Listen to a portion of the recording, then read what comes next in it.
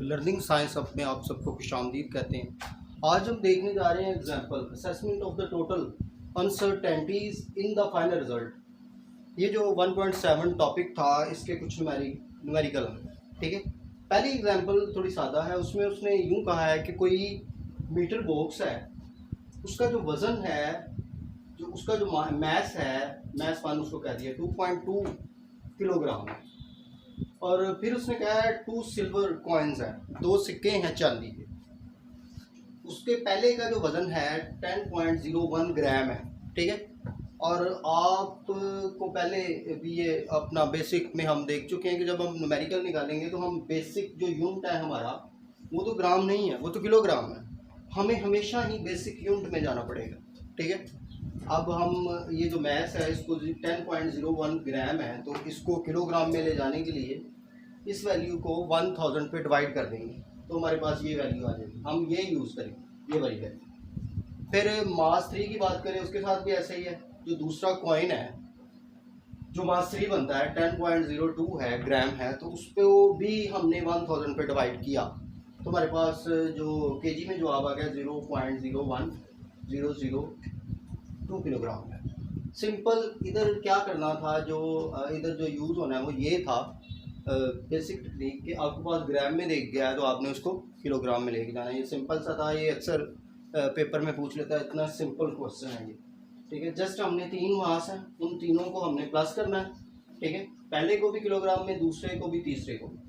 तो फाइनल जवाब जो है ना 2.22003 किलोग्राम ये आया है। तो हमने ये देखना है सबसे छोटी वैल्यू कौन सी थी, तो सबसे छोटी वैल्यू तो ये थी।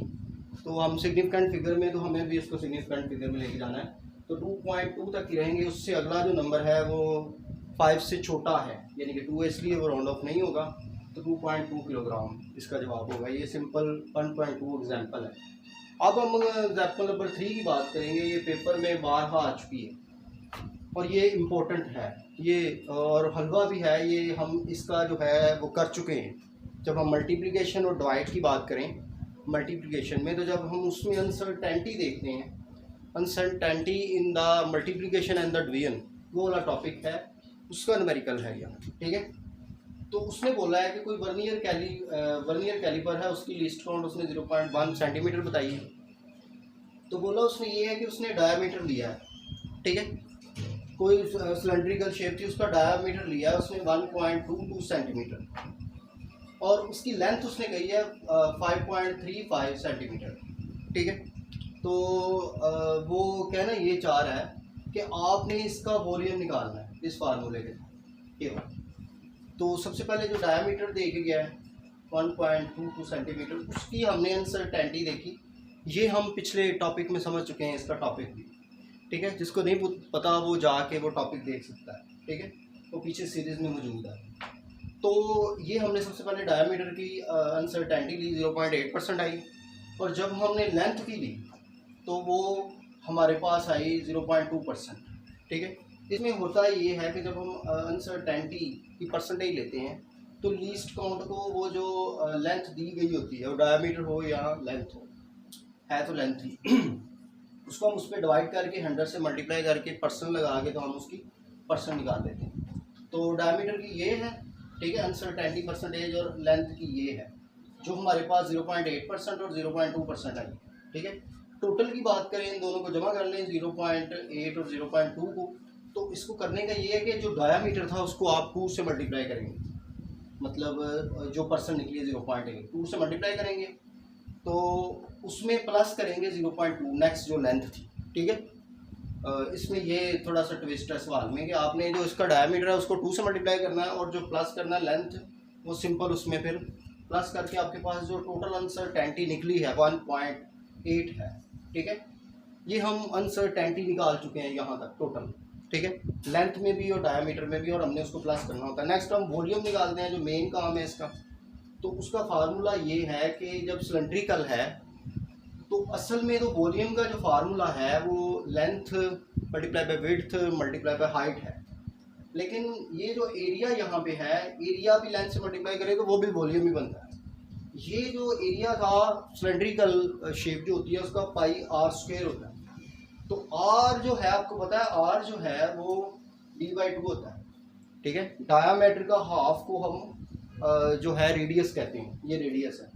अब रेडियस की जगह पे अब d/2 लगाएं तो d² आ जाएगा, और जो 2 था नीचे उसका भी स्क्वायर आ जाएगा, तो ये फार्मूला बन जाएगा ये।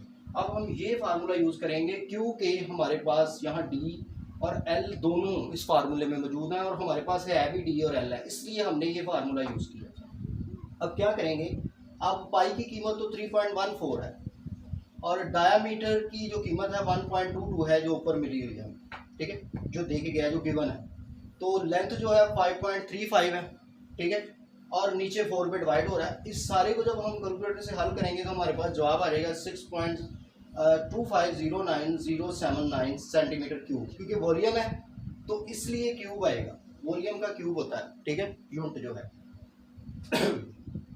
तो विद अनसर्टेनिटी हमें पता है कि ये हम कैलकुलेट कर चुके हैं, ये वाली विद अनसर्टेनिटी है 1.8% अनसर्टेनिटी है।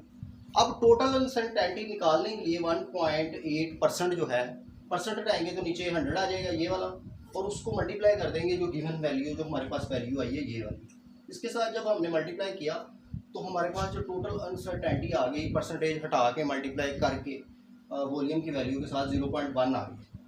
अब हम ये वैल्यू निकाल चुके हैं, ये वैल्यू जो है ये तो वैल्यू वॉल्यूम की है, और हमने जो गैर यकीनी या गलती के चांसेस हैं इसमें वो भी निकाले, तो 0.1 है। तो जब हम माइनस कर देते हैं यहाँ, तो 6.2 से 0.1 ज़्यादा होगा या 0.1 कम होगा, ये फाइनल इसका आंसर है। ये सिंपल सा है, और ये जो न्यूमेरिकल ये हलवा है ये, और ये मोस्टली ये वाली एग्जांपल पेपर वाला पूछ लेता है, और ये अनसर्टेनिटी जो थी हमने देखी थी डिवीजन में और मल्टीप्लाई में, उसी की ये एक एग्जांपल है। थैंक यू आज के लिए।